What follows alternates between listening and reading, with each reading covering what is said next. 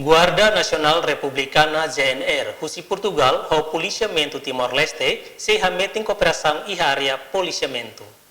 Questão nem husi Comandante-Geral Guarda Nacional Republicana GNR Portugal, Rui Alberto Ribeiro, jornalista, bem remata o encontro com o Presidente da República, José Ramos Horta, e o Palácio Presidencial Nicolau Lobato, Barupite Sigunane.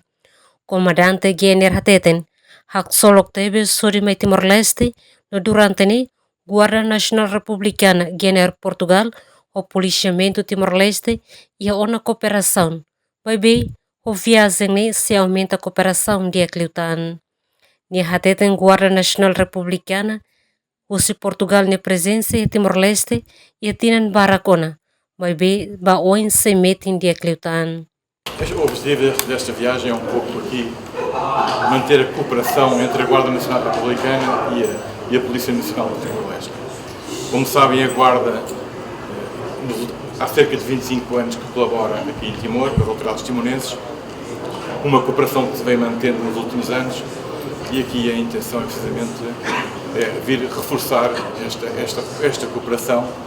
Julgamos que ainda há outras áreas de cooperação que é possível incrementar aqui a nível local, nomeadamente junto da polícia, nomeadamente avançar para programas de policiamento comunitário e outras áreas mais específicas, como a área ambiental, na área das fronteiras. Eu julgo que há aqui um leque de cooperação que é possível continuar a cimentar. É com muito orgulho que eu estou aqui, na qualidade de Comandante-Geral da Guarda Nacional Republicana, e a presença aqui da Guarda em Timor.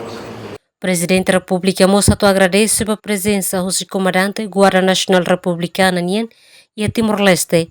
O ensaio sai na fata em cooperação e a área formação, a recupera Liliu e a área policiamento.